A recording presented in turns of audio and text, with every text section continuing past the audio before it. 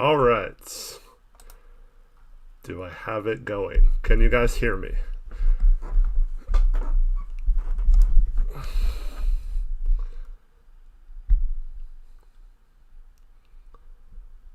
Can someone just confirm that you can hear my audio? All right. What's up, everyone? Welcome to Blazers Uprise Live. Unfortunately, Tori's internet decided today that he would not be able to stream it all from his house. So hopefully that's resolved by the post-game show and we can see Tori's beautiful face on here later. But yeah, for now, we just decided to go live with myself. Sorry it's a little late. Nothing we can do about YouTube lag issues and internet issues, but yeah, Tori's McDonald's Wi-Fi. So unfortunately we'll have to scrap picks against the spread since the games have already started and we don't have the fancy graphics. But we'll definitely start those on Monday. Tori's bumming, Darren. He'll probably be in chat here, I'm assuming. But yeah, so we'll just kind of talk about the game and talk about a few things that happened in the NBA today. And then also we'll just preview the game tonight a little bit. But yeah, how is everyone doing in chat today? Thank you for bearing with us. We really appreciate it. Like I said, nothing we can do about the stuff. But yep, we're up now. Reese, so Nasir is back. Is he going to be at the game tonight, or what does that mean? I know he's inactive tonight, but what's up, Isaac? What's up, Austin? What's up, everyone else? Nasir is at the game. That's really good to hear. Hopefully that means he'll be able to practice soon and hopefully play by their next game. Pretty obvious that's the truth, Malcolm. So the other big Blazer news today was that Terry Stotts apparently brought in Jim Boylan, the Bulls coach from last year, for a consultation on the defense for the previous 3 weeks. So I'm kind of torn on this Jim Boylan thing, because he's a horrible head coach, but he is kind of like Tom Thibodeau, known as a defensive specialist type coach. So if you're if he's like an assistant, it's not bad. And he has actually led some pretty top-notch defenses.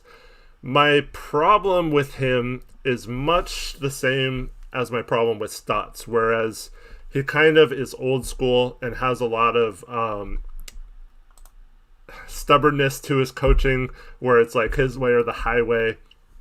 And the problem with that is the Blazers need to be able to adapt and be less predictable and change. So just doing a completely different defense isn't the answer either. They need to be able to mix up their defensive coverages. So the reason I'm torn is because it's really good that Stotts finally is secure enough to bring someone like that, who is that strong defensively, in to like consult and talk about the defense and address it as a problem, and to get him to maybe see some different ways.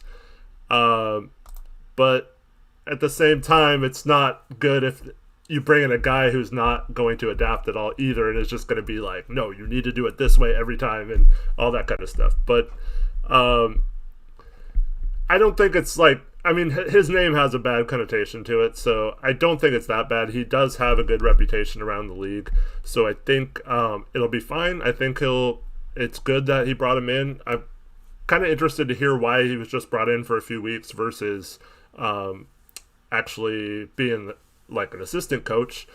And the article by Jason Quick today, thanks to Reese for hooking me up with that, said that they were still going to keep Tibbetts in the role of defensive coordinator, even though until last season he hadn't been a defensive coordinator at all. And that's still troubling to me, why you would switch someone from offensive coordinator to defensive coordinator, and then they also our defense looks that bad last year, and then you decide to keep him in that role. So that's not that's not a good idea to me to like keep that guy as the defensive coordinator. Maybe we should have switched him back to offensive coordinator. But and I know there's not technically coordinators in the NBA. They're just saying that we do that. But yeah, I mean, if anytime that Stotts is willing to listen to someone from the outside, I think it's in the long run a good thing, because this shows that Stotts is comfortable enough to maybe listen to someone from the outside, which is what we've been begging for years. They need some sort of defensive assistant. The problem has been that Stotts is seemingly a little insecure about his job security. So, like, he doesn't want to bring in a guy who's going to transform the defense and make it look really good, because then that makes him look bad. And that's kind of the problem when you have a coach that's unwilling to do that kind of thing, because like, he won a championship under Rick Carlisle in Dallas, basically doing the opposite of that, where he would take he was the offensive coordinator for that team. Dwayne Casey was the defensive coordinator, and Rick Carlisle just kind of oversaw everything. And so this is the problem. Stotts has not been unwilling to listen to his coordinators about the defense, and then he's been unwilling to change his offensive philosophy. So, like, he's been kind of stuck in his ways. So bringing in a guy like Tom Thibodeau or a Jim Boylan on the permanent staff might be seen as someone that could possibly make him look bad. So I think he's been hesitant to do that in the past. And a lot of his assistants have been kind of lesser name guys around the league. They've, of course, developed a name like a David Vanderpool. But I think it's pretty telling now that you see David Vanderpool still as an assistant in his second season with Minnesota, basically in the same position he was with the Blazers. So why did he leave to take a similar role elsewhere? Maybe it's something along the lines of he's gotten several interviews for jobs, but Stotts isn't giving him enough of responsibility to show what he can actually do as a coach. So maybe he thought a situation under maybe a lesser coach like Ryan Saunders would be a little better situation for him. But they need to fix the defense, and I'm for any kind of suggestions. The thing with Jim Boylan though is his name is never going to be a head coach again, unless it's like a rare interim situation or something like that. So he's not going to touch a head coaching position in the NBA again. So it's totally not the same as bringing in a guy who could bring in some philosophies and maybe challenge some of Stotts' ideals. It's more like, oh, this is a safe guy to question about defense, and he's already been a good defensive coordinator in the past. So I think it's kind of a safe person, even though he's been a head coach before. But overall, I don't think it's a bad thing that Stotts went from the outside. What happened to Jimmy Butler, Oscar? Hopefully he didn't get hurt.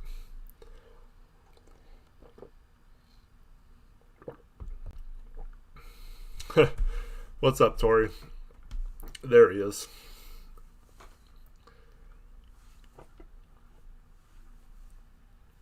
Yeah, I'm not sure why we just did it for the 3 weeks. I mean, if you're going to bring in a guy like that, let's just hire him as an assistant and bring him back. So it looks like Jimmy Butler's grabbing his right ankle. Hopefully it's just a slight twist of the ankle and not like an Achilles or anything like that. So we'll monitor that. Hopefully he's okay. And Belgian Blazer mentioned Stotts sounding like he was already reverting back to some of his older defensive tendencies. I'll say this again.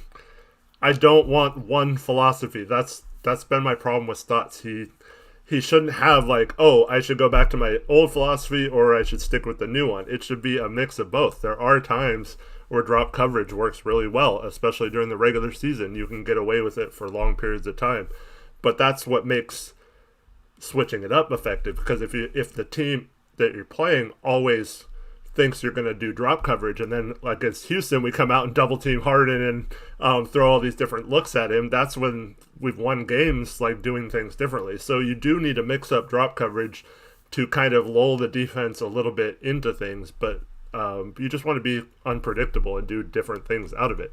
So you never always trap the pick or hedge a pick or show and go or back up or drop. Like, there's so many things you can do out of a pick, and you never do the same thing. And you also do different things against different players. So, yeah, you don't want to do all that kind of stuff. As for Harden and the Rockets, if you haven't heard, their game got postponed today. Harden was caught at a strip club. I don't know if it was last night or the night before, but unfortunately, I think he needs to be suspended. And he's putting the whole season at risk just by going to strip clubs, not wearing a mask, all that kind of stuff. If players need to choose whether or not they want to go have their fun and go do that kind of stuff or get serious and play the season out, because I know the outbreak wasn't necessarily because of Harden. They're tying it to their rookie, Kenny Martin Jr. But the more people who go out and risk potentially getting the disease, the harder it will be for the entire league to keep it under wraps. So they have to come down on him and those kind of situations, not just because it's Harden, but because just don't come. Like, he already was late to training camp and all that stuff. Like, don't play. If you don't want to deal with the protocols, don't play. Like, they know what they're getting into before they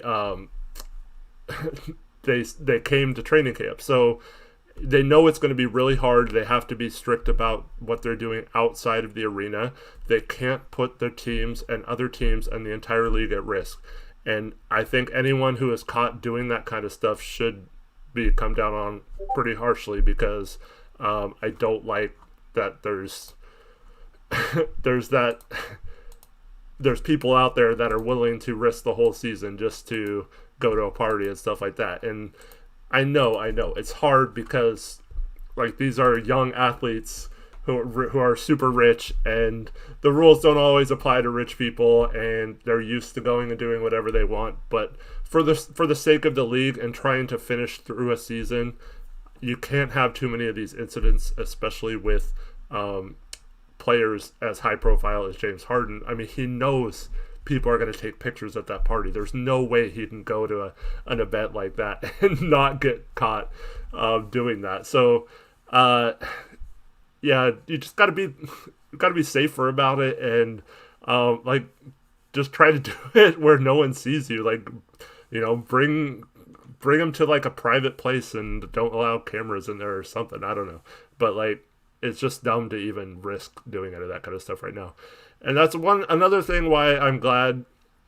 Like, we saw Damian Lillard in the bubble tell his team, they had a little birthday party for him, and he told his team to not F this up for him. So, yeah. Oh, Tori, yeah, that's why I messed up. Not using Blazer Uprise Live today. I'm on the main channel, Tori. I messed that up.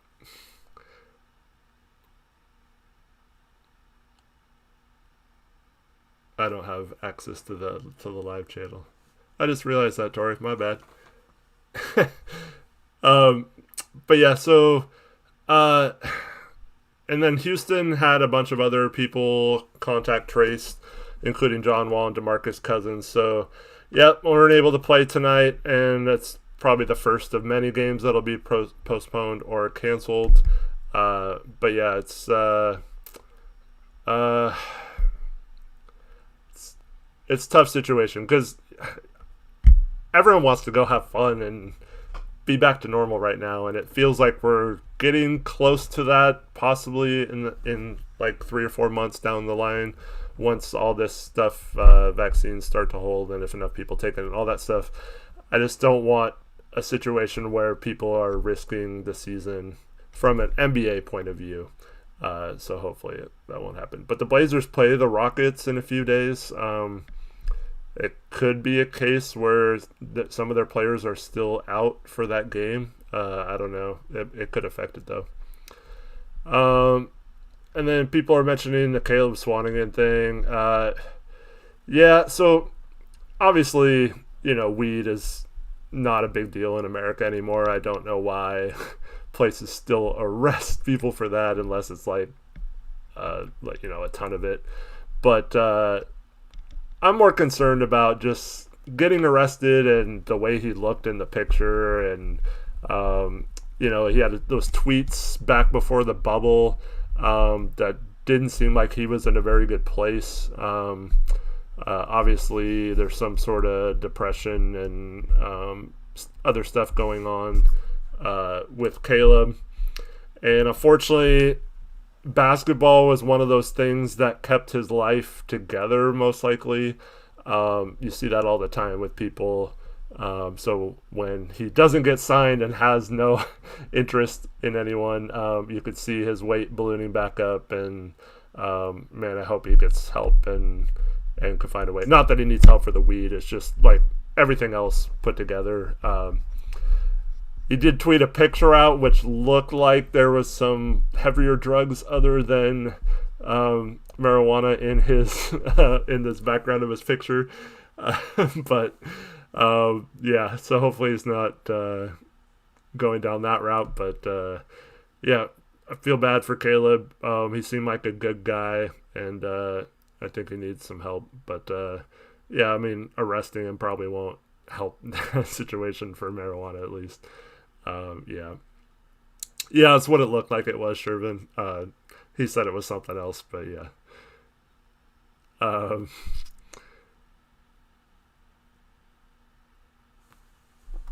All right. So, has anyone got an update on Jimmy Butler?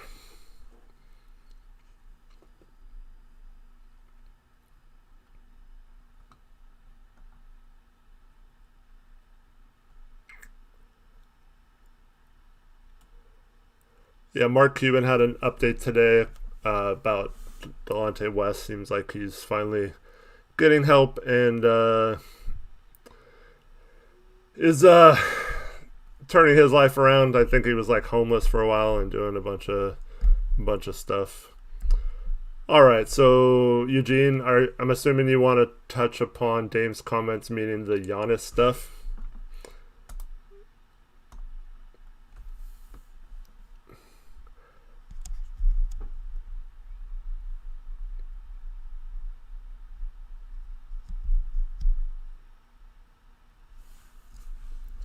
Belgian Blazer, I'll touch on that real quick. So I did write a couple articles. We haven't really announced this yet, but BlazersUprise.com is up and running. Don't have a lot of articles yet, but Tori just posted an article yesterday. You guys should check it out about his takeaways from preseason. It'd be a good thing to read right before the game. And then I also had a couple articles on both Gary Trent and Zach Collins' contract extensions, or lack thereof. Basically, in my opinion, nothing to see on both of them. We do have the rights to re-sign them and can go over the cap to do so next summer. So I think it's nothing to be worried about. Collins, it doesn't make sense from both sides, because he could... if he's healthy, could earn a bigger contract, so he's not going to accept like below market value just because he's injured right now. And the Blazers aren't going to want to overpay him if he can't prove that he's healthy this year later on. So a lot of the other extensions were puzzling from the other day, but overall, I think it's nothing to worry about for either one. Gary Trent could possibly not price us out of re-signing him, but maybe give us pause to think about whether or not we want to re-sign him. So that could be a troubling situation. But overall, I think we'll be fine. We could, like I said, we can match any offers for those guys. So unless Trent gets like a max contract or something, which I doubt he would get, I think we're going to be able to retain both of those guys. But if it does become a case where we don't want to pay either of them at some point, we definitely need to think about trading them before the trade deadline and maximizing the value, because you don't want to have what happened to the Kings and Bogdanovic. He actually, or yeah, whatever his name is, they actually lost him for nothing, even though he was a restricted free agent. They were apparently offered a first-round pick to by Atlanta for them not to match an offer, and it was like a late first-round pick that probably would have turned into 2 seconds, but it was still 2 picks. But they ended up losing him for nothing. And you don't want to lose guys like Gary Trent Jr. and Zach Collins for nothing. But hopefully we can re-sign both of those guys. I don't think it's going to be an issue.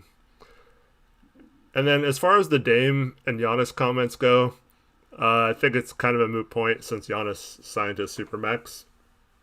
Obviously, in a year when he's eligible to be traded again, we could address that. But his Supermax contract value is going to be I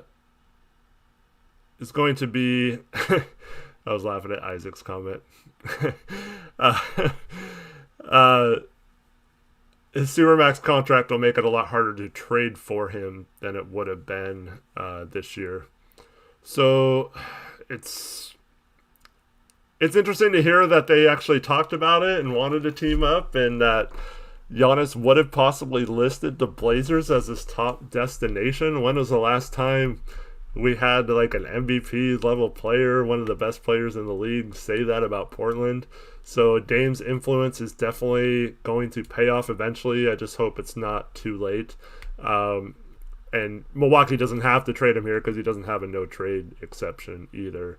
But definitely interesting to think about. But yeah, once he signed the extension, it kind of messed everything up. But yeah, now, like Malcolm says, now it's sad that he signed because it kind of erased any chance of that happening. Whereas if he didn't re-sign, we could be talking right now about, oh my goodness, the Blazers actually have a legit chance of getting Giannis right now because he wants to be here and all that stuff. So we'll see if it pays off in the future at some point. It possibly could. But Eugene, I'll give you a map of my house if you really want it. But Isaac was talking about a Minecraft house. We've been goofing around with some of the guys in the Minecraft world. I'd never played Minecraft before, but it's fun to just like chill and talk to people and stuff like that. All right, so what's happening in the NBA? Can't really check too much right now while I'm on stream, but if anything happens, I saw Vivek said LaMelo was struggling. Is that true?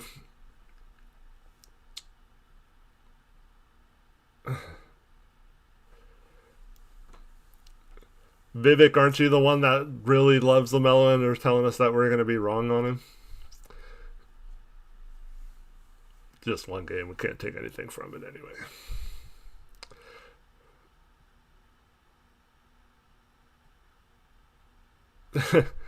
Tori says, we said he was crazy for saying LeBron had a 0.1% chance. Yeah, I don't know.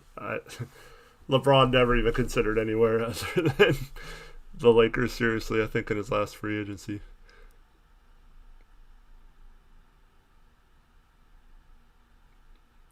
Oh, those are the comments you want to say. Yeah, I'm worried, Eugene, that the Blazers are going to revert back to their old styles. But it's kind of troubling to me that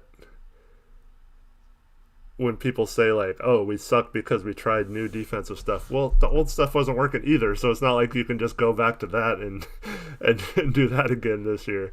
So, yeah, like I said, we just need to be able to switch it up and learn different things. So Tori and I have talked at length about there being a learning curve for that kind of stuff, and it might cost us some games.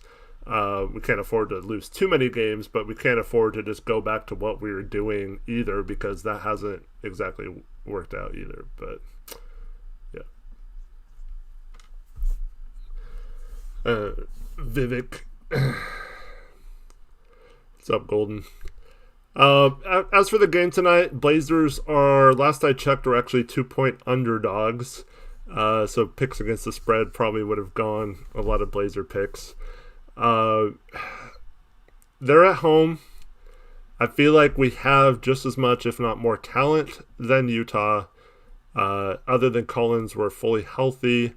As far as I know, I'm pretty sure Utah is fairly healthy as well. But yeah, so hopefully, like Shervin says, the Jazz use the drop scheme and Dame feasts on them. But yeah, it's I'm going to be really disappointed if we don't come out and play well tonight, play hard. A lot of the problems were, I wouldn't say lack of effort, but like just silly falling asleep type mistakes on defense. And no matter what defense you play, you can't have off-ball lapses and falling asleep and losing your guy or letting him cut right to the basket. Those kind of things you have to clean up. And I think just the fact that it's a regular season game should lock them in a little bit. But unfortunately, we saw that a lot last year with the rotations and off-ball stuff being a huge problem. So, yeah, I think we just need to have more focus and focus 100% of the time. As for Charles Barkley, I mean, I don't know why people care what he says. I think it's kind of cool. But overall, it's fun. It's fun. It matters nothing in terms of whether or not the Blazers succeed or not. There's just as many people predicting them not to make the playoffs, Vivek, than there are people saying that they're going to win or be the second seed. So I just think we should just enjoy stuff like that. It's better because the funniest part, I'm old enough to remember Charles Barkley every year would say Portland will not do well in the playoffs. Portland is not a good team. Portland is not built very well. They're a jump shooting team, and those teams never win. Those kind of statements happen every year, and now it's kind of funny to me that people are worried about him picking the Blazers to actually win and be a good team because that was always the knock on him. It was like, man, Charles hates us, and it was always going back to apparently back in the day he was the Blazers and the 76ers had agreed on a trade that would have sent Charles Barkley here to be paired with Clyde Drexler. And apparently the Blazers backed out at the last minute. And there was also that story with Charles Barkley getting stiff paying for his own plane ticket and never being reimbursed. And there was that whole funny thing a couple years ago where Damian actually brought a big oversized check to Charles on the set of TNT to pay him back for that and fix that wrong or whatever. The Blazers backed out because Charles had a lot of there were some legal problems. He had gotten into some bar fights and stuff like that, but he had that whole image of not being a very good role model and person to look up to and all that stuff. And then the trade would have been tough because we were losing. Part of the strength of that team was having good players at almost every position, and we would have lost most of that depth. And tried to build around Charles and Clyde. I think it probably would have worked, but yeah, it's tough. Yep, and then a few years later, right, Isaac, we become the Jailblazers anyway, so what did it matter? Have a good one, Seahawks Luke. What's up, Westbrook? Ant's out for the game tonight. That's not surprising. Hopefully his hamstring's better. As long as we don't have injuries, though, to anyone else, I think we're fine for a while, but it'd be nice to have as much depth as possible soon.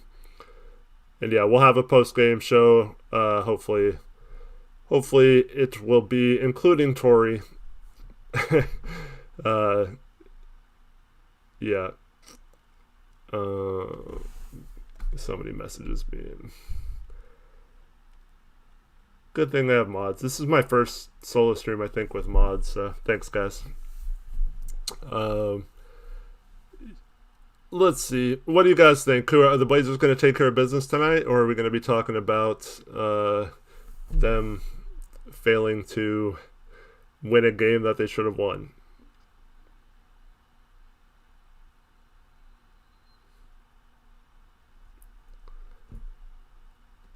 Malcolm says yes. Sherman says yes.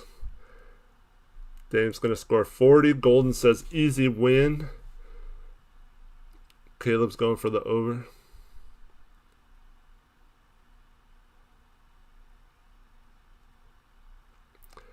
Yeah, Tori, I said that earlier. Sorry, man. I messed up. I just went. It was so fast, yeah. But that's why I had that other clip, because that was the last time we went live on this channel. I'm so sorry, though. It was just a complete mess up of an afternoon, stream-wise. XCDep says, do you think Neil tries to trade CJ, Collins, Simons, and a pick for Harden? My Houston friend wants Wall, CJ backcourt. No, I don't think Olshey would touch Harden, especially with all the stuff coming up earlier today and yesterday about Harden. And so just I don't want to bore you guys too much, but just so you know,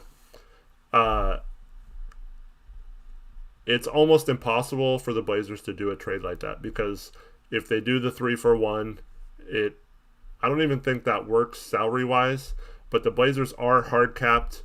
They don't have to worry about that because they're staying below the tax line, so they do have plenty of room, and it's not going to be a big deal unless you talk about trading for a player like James Harden that makes over $40 million.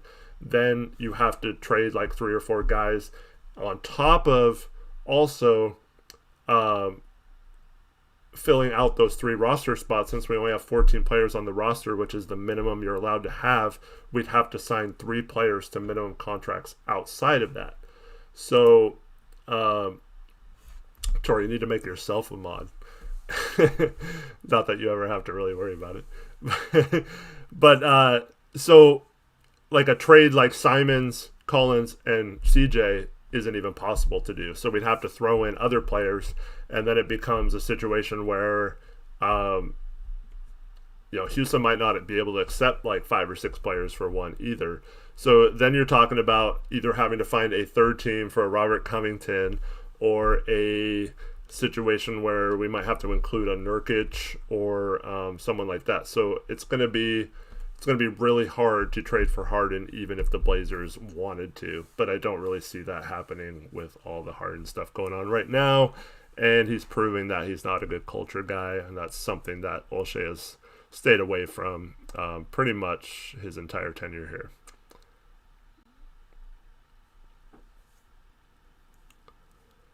XCDef says Simons and Collins for LaMarcus. That also comes nowhere near close to being able to work out. Shout out to Tom Fisher for the dono. He says TB18 is the greatest fantasy football player. Okay, yeah, congratulations. Looks like you're gonna have Tyreek Hill out this week, though.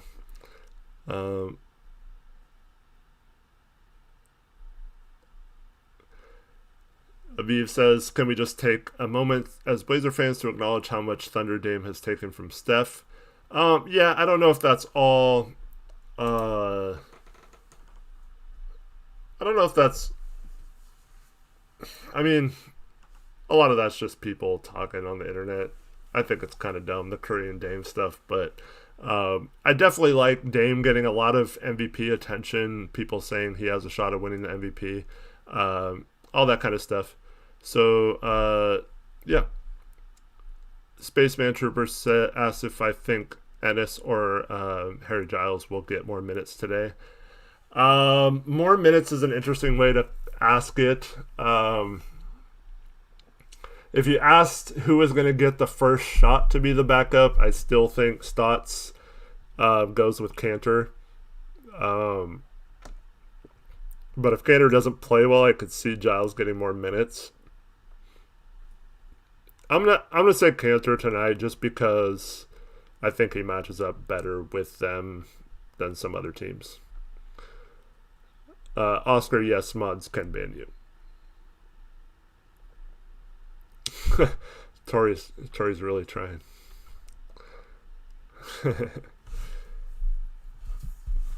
All right. But yeah, so better impact, I think Giles. I just like his game better. I think he's more energetic. I think he's more of what we are needing as a team at this particular junction. I just think Cantor being this, it's not a knock on Cantor. He's solid. He has his strengths and his weaknesses. But yeah, I just think Cantor's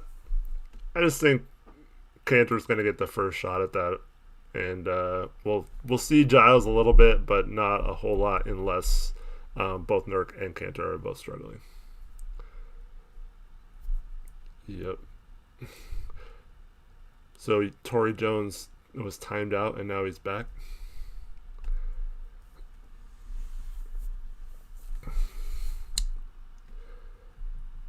Yep, Warriors did not look good last night, Shervin. That game was pretty boring. I thought maybe they could come out and cut in the lead in the second half, and then it got up to like 30, and I was like, oh, this is boring.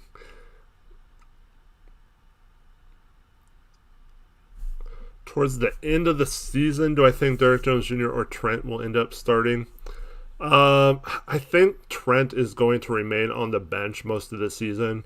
There's two reasons for that. One is he's easily the only like true backup guard we have. We do have Rodney Hood, who's on a minutes restriction, but I like him better at the small forward on this team. So other than that, I think they're just going to split the minutes at guard between Dame, CJ, and Trent. Now, he might play a lot in closing time, especially if he's hitting the 3-point well. But then Westbrook mentions the other reason for that is you don't want this guy to explode and start getting contracts over $20 million. So having him come off the bench is a way to kind of limit his potential in a contract year, but also still get him plenty of time to play and stuff like that. And this is the reason why I'm going to continue to say this over and over again. If the Blazers get a backup point guard, it hurts Trent more than anyone else on this team because it limits how many minutes he can play, and the backup point guard won't even play that much either. So unless you don't want Trent to play much at all, I don't think you should say we need a backup point guard, because that's what happens. That's what will happen is someone like Trent will get his minutes cut if that's the case. RJ Barrett's having a good game. Colin Sexton having a good game. Westbrook's 4 of 13. That's good to see.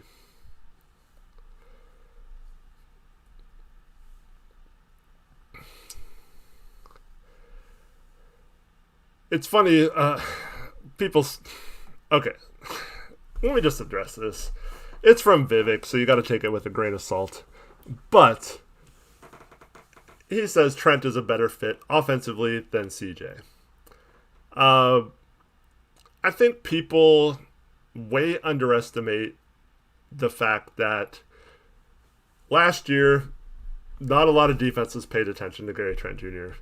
As he becomes more established and, is a 40% plus 3-point shooter every year, defenses will always not sag off of him. They'll always keep out on him. And that'll allow guys like Dame and CJ to operate better on their penetration. So he hasn't seen that kind of coverage that CJ gets yet. It's the same thing we say about Dame when we compare him to other top players in the NBA. You can't just say, oh, this guy's shooting this percentage off the bench, and plug that into the starting unit and be exactly the same. He'd see much different coverages. He can't dribble like CJ can handle the ball. He doesn't pass, so you're not getting any better passing stuff than CJ does. So I mean, he can improve on those things. CJ can also improve on those things. I think they both need to if they want to take that next step as players. But CJ can do so many more things offensively while still being, for his career, just as good of a shooter and scorer. Plus, he can create shots in ways that Trent can't. So to say that Trent is a better offensive player, yeah, against certain teams, maybe he's okay, but like there's no reason to have to. They're both on the same team and they can play big minutes. There's no reason to have to choose one or the other either. But I think you're way undervaluing CJ if you say that. Chris Jesus, what's up, man? Yeah, this is our first early stream. I messed up and put it on the old or the main channel. Sorry, Tori, again. But yeah, good to see you, man. Okay, so he says Gary Trent Jr. is a better team player. It's just wrong. It's wrong. I mean, I love Gary Trent Jr. I like CJ. It's wrong. CJ, every passing metric out there is a better and passes more than Gary Trent Jr. does. Once again, I'm not saying that that Gary Trent can improve. He's only going into his third season. That's something that he probably will improve. But to say that he is a better fit or a better team player than CJ is just flat out wrong. And, I'm sorry, but that's just a bad opinion. And you hate CJ, so you're not going to listen to anything I'm saying, and you're not going to agree with that. But I mean, every metric you could possibly measure team basketball with is. Yeah, and Trent jacks up bad shots too sometimes. Like, it's not... If he was playing 40 minutes a game and in CJ's role, he would jack up a lot of bad shots, and you'd say a lot of the same things he did. Like, when is Trent going to pass the ball? When is he going to do this? But on top of that, he can't even create the shots that CJ creates. So, I mean, you're talking to the guy who's, for years, said that CJ would be a better shooter if he passed the ball more. So it's just you're not giving CJ any credit, and it's kind of frustrating because he does pass the ball sometimes, and he does average over 4 assists per game. His assist percentage was up more last year than it had been declining for several years, so I like that it's going back the other way. It still needs to get better, but I think we'll see that this year, hopefully. And I think hopefully he was just trying to get back into game shape in the preseason. Leo, I don't think he's trolling. He's been saying this for months now. Paulie Ross asks, can I see Zach Collins earning a starting 4 spot back? It's going to depend on how we're doing. I think it could go either way. If we're doing good, I could see Collins not even getting a rotation spot back, let alone his starting job back. If we're kind of hovering around 500 or worse, or like really struggling, I think he would probably earn some sort of shot at major minutes back right away. But yeah, I think he's going to be... Hopefully it's a situation where he's just a luxury to have versus someone that we desperately need to come back from injury. Because if he's someone we're relying on and just biding our time for him to come back in January, as much as I like Collins, that would be a sign that we're really struggling this season. And hopefully that's not the case. Yeah, this CJ struggle from the free throw line are concerning, but yeah, that's not what I was talking about. But yeah, he definitely needs to get back up into the 80 percentile, if not back up I mean, he led the league in free throw percentages. Free throw percentage a few years ago. I don't know what happened. That's totally free throws can be a mental thing. If you miss one, then it starts to get in your head. So I don't know if that's the case. But yeah, he definitely needs to improve that. So I've heard this a lot too about. It's driving me crazy that the Carmelo keeps getting harassed about, oh, are you going to be okay coming off the bench? Are you sure it's okay? Are you gonna be fine in that role? How's it going? Like, just let him come off the bench and let him play some games and stuff like that first. And I think it's going to come down to a situation where he's going to be fine with it as long as the team's going well. And once again, if we're struggling this year, he's not going to be happy coming off the bench. So I think he's going to be fine, and the Blazers are going to be fine, and everything will be fine. But yeah, if we struggle off the bat, this could be a situation that unravels really quickly between the coachings, the people's role being that's the problem when you have a deep team. It's great when you're playing well and everyone buys into their roles, but if we start losing and struggling, players are going to question why they're not being put in different positions or playing more and all that kind of stuff. So yeah, I think it'll just I think it'll be fine.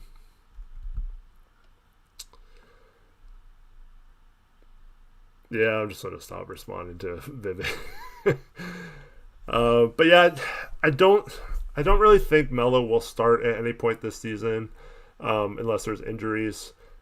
He could end up doing it, but I just think they brought him back knowing that they're going to bring him off the bench. I think he'll be fine, and it's not a big deal. I think it's actually better for him. He plays against lesser defensive players usually in the second units, and he can still score. So I think it'll be fine, and he doesn't have to wait to take his turn with the starters either. And I think as long as he gets a chance to prove that he's still good in the clutch like he was in the bubble, I think he'll be fine too. Sherman asks what if I saw James Wiseman last night. Yeah, I watched. I turned the Warriors game off when they were down 30 in the second half, but yeah, I watched most of it. I thought he looked pretty good.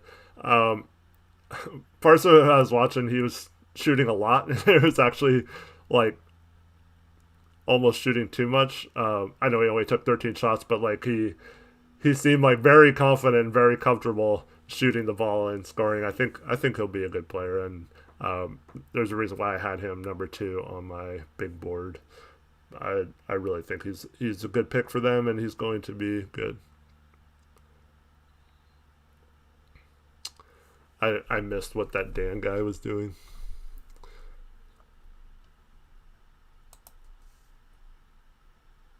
Yeah, that's not good. Thank you for taking care of that, mods. Appreciate it. Yep, that's an immediate ban. All right. So Beavis is on record saying Avdia will be Rookie of the Year.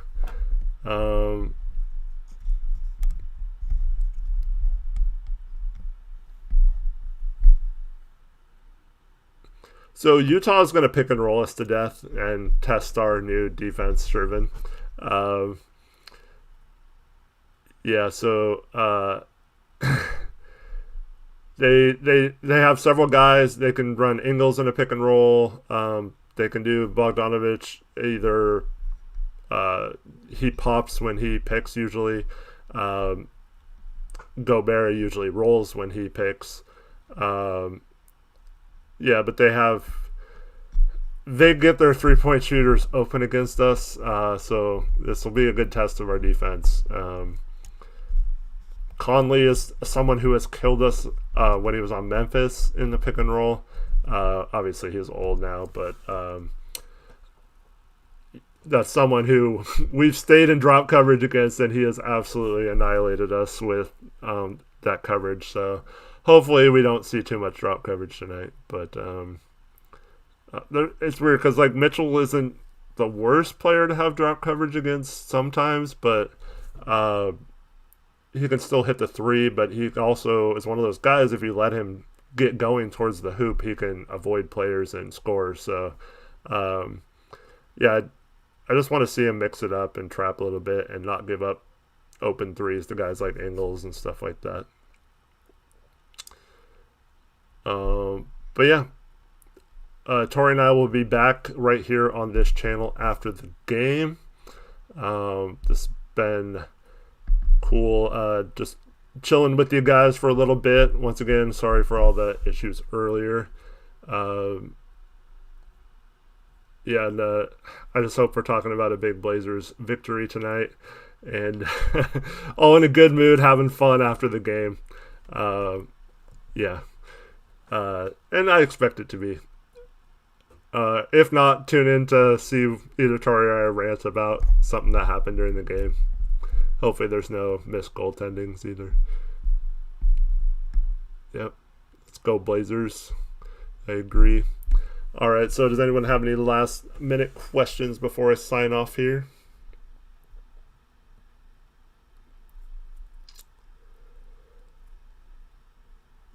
MVP this season, it's going to be, I do think Dame has a chance. I think Luka is probably one of the front runners right now.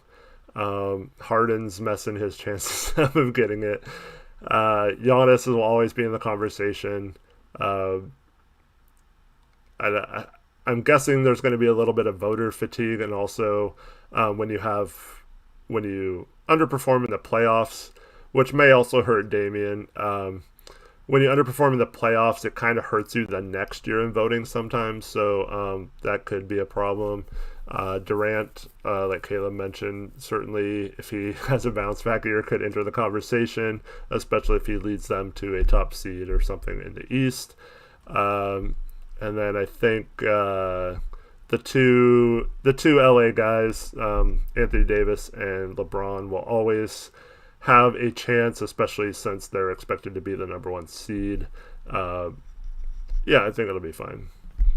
Emerson asked if Portland has too much depth. I don't think that can ever be the case, especially if you're winning.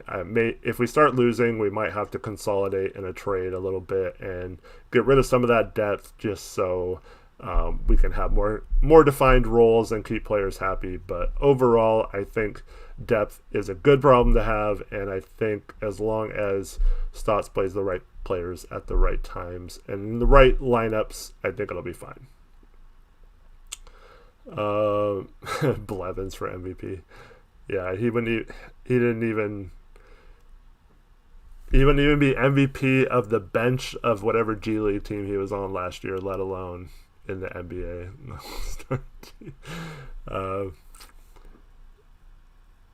Blevins starting? What? Are you guys messing with me?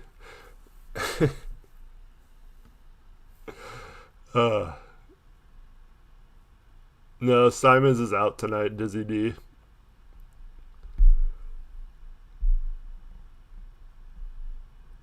Yeah, you guys are messing with me. Very funny. I don't want to take the time to look it up while I'm trying to end the stream, but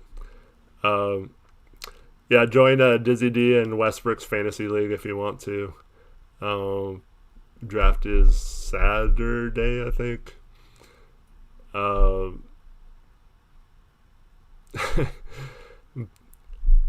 Okay, so Leo, if Blevins and CJ Ellaby get any minutes tonight other than when we're up by like 20 with 2 minutes left in this game, we are in trouble. Those guys better not sniff the floor today. This isn't preseason. Yeah. Oh, okay. The draft's Sunday. I think it's a free league, right, Dizzy D? They're just trying to get enough people for fun to play. So join, because he had to cancel the draft the other day. But yeah, I do not want to talk about Blevins and CJ Ellaby tonight getting like rotational minutes. That doesn't make sense. uh, the Blazers could be anywhere from the 2nd to the 9th seed, in my opinion. More narrowed down, I think it's going to be somewhere between 3 and 6. I don't think they're going to be bad enough to be worse than 6, and I don't think,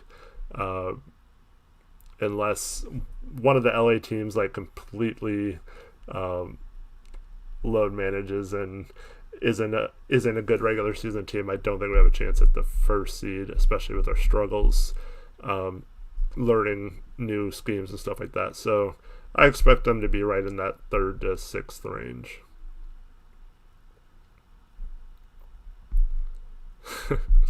Man, have fun with that, guys. Blevins.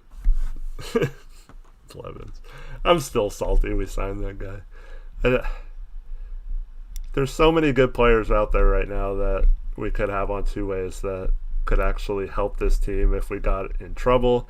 And then on top of that, could be guys you could develop, and if they, pan out, you're talking about getting a guy for really cheap that could pan out. Like, good teams, that's what they do. They use those spots to further develop players, not just waste them. But the Kevin O'Connor stuff was really troubling. That guy lost a lot of respect for me over the summer. I think that was the guy who had the I know he had the Millsap to Portland rumors, and then he had the I believe that was him that had the Gordon Hayward to Portland stuff, and then that might have been Zach Lowe though. But in case you missed it, he thinks Portland's being way overrated and that they don't have anyone to guard LeBron, but not many teams do. So I don't know why he would hold that against the Blazers, but not other teams. It's just, there's no reason to. But that's what the weird thing about the Charles Barkley thing is. You got people like that saying that they could win the championship, and then you have other media members saying, they won't even make the playoffs. So, Belgian Blazers going to say at some point during the regular season, you will say, thank God we have Blevins. Okay, I mean, what is he going to play, though? Like, we're so deep. What if we need Blevins to play? We're screwed. So, yeah, of course you agree with him, Vivek. Ugh.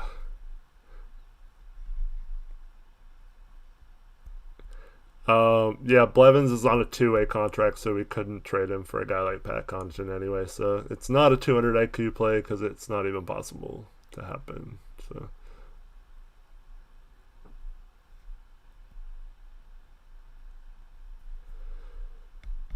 Yeah, but ultimately it doesn't matter what a single media person says, other than, we've seen this where Dame likes being counted out or the underdog and stuff like that. So I kind of like when they're undervalued and stuff like that.